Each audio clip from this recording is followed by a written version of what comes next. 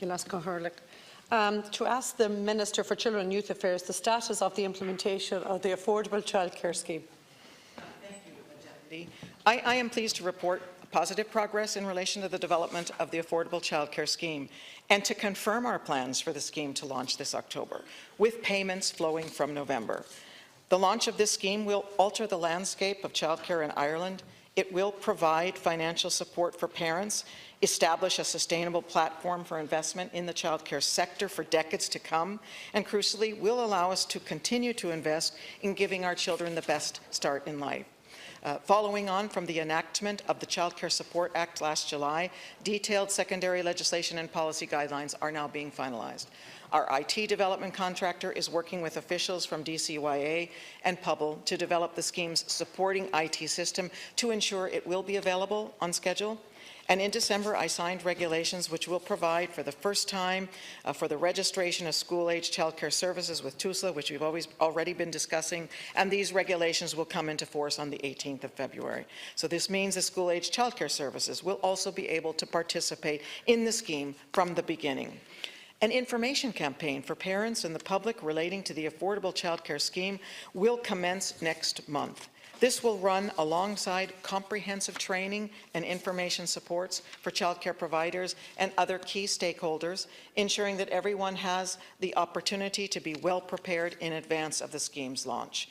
Under measures included in Budget 2019, I was delighted to have been able to further enhance that scheme by raising the upper and lower thresholds for income-related subsidies. And these increases will poverty-proof the scheme for families on lower incomes, allow more families with higher incomes to access subsidies under the scheme, and ensure that an even greater number of families overall will now benefit from the scheme once it is launched. We've been very careful in designing the scheme to listen to the views of parents, providers, so that we can deliver the most user-friendly system possible. And to this end, we've had significant engagement with consultative and focus groups, which comprise parents, providers, and others, so that we design and develop the scheme with users in mind. Thank you, Minister. I suppose every month I come in and it's still a priority question with me, and the reason it is a priority question every month is because 35% of families' income is spent on childcare. And when you see with the ever-increasing cost in relation to electricity and the cost of running a household, 35% of an income is absolutely gastronomical. Minister, I'm glad to hear about the launch of the campaign to make people aware of what is expected for when they want to sign up. That is very welcome. But I'm just wondering in relation to mygov.ie, you have to have a mygov.ie account as well.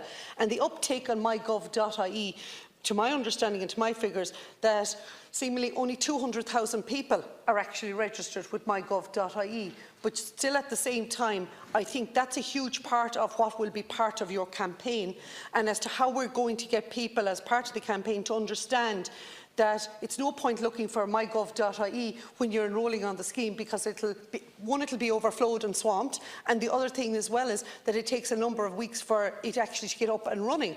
So is that going to be part of the Communications Minister?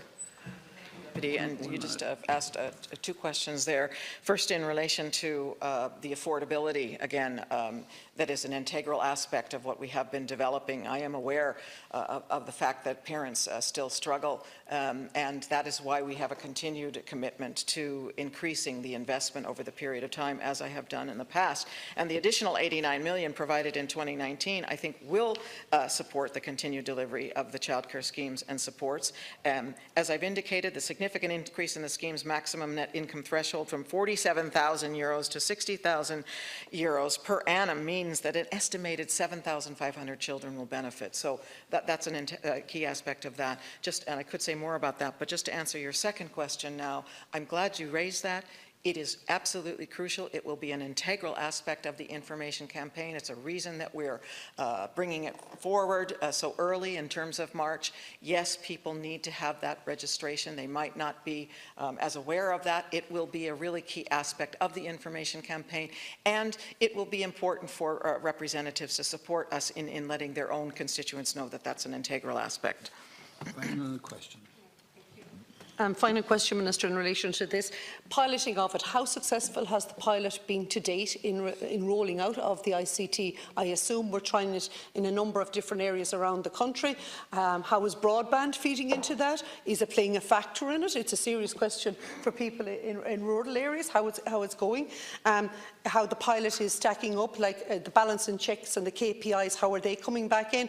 And also, the final question in relation to it, is it on target from a cost point of view? When we think of everything else, has the ICT programme come in on budget, or what percentage is it within its budget? Thank you. Thank you very much for those questions, Deputy. And in relation to the piloting, my understanding is that that is continuing, it's being supported, learning is happening, and learning is happening that informs I suppose my answers and understanding that the launch of the scheme or the coming together of the scheme is on target and on time. So I want to assure the Deputy in that regard. In terms of the question around, I suppose, the broadband issue, I'll go ask them that. I don't know, I have the answer to that about just in terms of as they roll out the piloting and come back to you in that context. In terms of your question in relation to costs, again, I don't have any information to the contrary that yes, they are within budget. I'm sure I would hear about that. I know that we have had a lot of exchange over the last year or two in relation to the IT and the development of it, and I appreciate all of your questions and concerns, but I feel at this stage we can say with confidence that we are on target in relation to that and within budget.